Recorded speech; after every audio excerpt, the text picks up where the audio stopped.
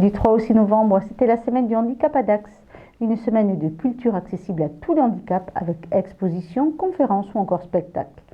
Le vendredi au théâtre de l'Atrium se jouait Les Amours Inutiles, un spectacle adapté de 4 nouvelles de Maupassant en version bilingue. Explication. Vendredi 6 novembre, à l'Atrium de Dax, les gens viennent acheter leurs billets pour le spectacle Les Amours Inutiles. Jusque-là, rien d'original, si ce n'est que certains ne parlent pas en français, mais avec leurs mains. En effet, à l'occasion de la semaine du handicap, c'est un spectacle bilingue qui était proposé. Le moyen de Roger. Le spectacle s'appelle Les Amours Inutiles et il est structuré autour de 4 nouvelles de Maupassant qu'on a adaptées à la scène. Et ce spectacle a la particularité d'être bilingue entièrement, français et langue des signes.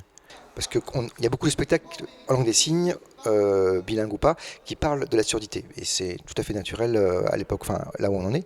Et on a eu envie de présenter un spectacle entièrement en langue des signes, une autre langue que le français, et qui, voilà, d'autres choses. Et du coup, à un moment donné, après avoir créé Les Amours Inutiles en 2012 en version parlée, je me suis dit à un moment donné, ce serait assez rigolo de faire la version entièrement en langue des signes.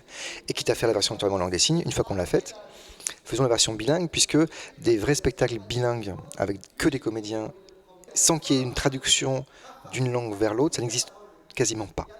Les spectacles bilingues, actuellement, la plupart, et c'est pas un jugement de valeur, hein, c'est juste un fait, la plupart, il y a toujours, à un moment donné, on traduit d'une langue vers l'autre.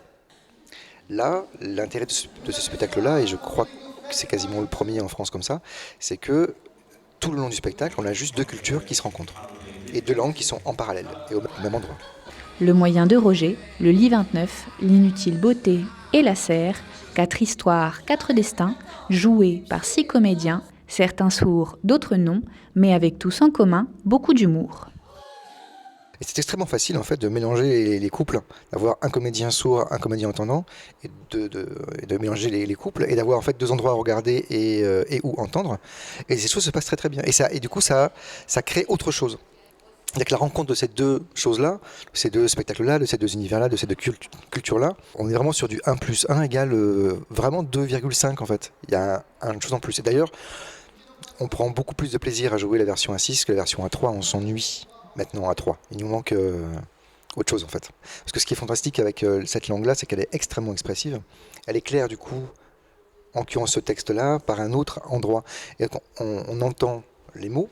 Et même sans rien comprendre à la langue des signes, si on entend les mots et qu'on a le sens, cette langue-là, comme elle est très iconique, on arrive quand même à, entre guillemets, à comprendre certains des signes, certaines des parcours qu'on a devant soi, et qui éclairent vraiment le texte différemment. Et donc, on va dire qu'on a une idée, c'est les Maupassant, et on l'entend de temps en temps en stéréo, avec à la fois le texte et la langue des signes. Là, je parle pour les entendants, qui peuvent là, clairement, qui ont la chance d'avoir à la fois l'oreille et à la fois la vision, quoi. Et c'est une expérience qui est assez passionnante. Silence oppressant. Aime mieux aimer entendre retentir les 6 coups de revolver que dans un silence, ce silence effrayant de la campagne l'a bouleversé. Il l'avait tué, saisi, carolé. Pourquoi ne se battait-il pas? Pourquoi ne se défendait-il pas? Elle appela Céleste d'une toute petite voix. Le langage scénique est compréhensible de tous et en fait clairement oublier le handicap. Le spectacle, voilà, il joue dans le cadre de la semaine du handicap, mais c'est vrai qu'on aimerait beaucoup, on est très heureux de jouer dedans évidemment, mais l'idée vraiment c'est de sortir de ça. Dès que un metteur en scène, une metteur en scène, un chorégraphe, une chorégraphe travaille avec des artistes en situation de handicap, ces artistes-là apportent, d'un point de vue strictement artistique, beaucoup de choses. Mais tout de suite, on pense à handicap et on a beaucoup de mal à jouer ces spectacles-là dans le cadre des programmations habituelles des salles. Et ce qui est artistiquement très dommage, et c'est une grosse bêtise, parce que là, c'est vraiment, entre guillemets, tout bénéfice, à tous les niveaux, artistique, en termes de fréquentation, en termes de tout. Donc vraiment, c'est un peu ce qu'on essaie de travailler, c'est de sortir ces spectacles-là de la case dans laquelle on les enferme très très vite. Original et avant-gardiste, Les Amours Inutiles font redécouvrir Maupassant sous un autre jour.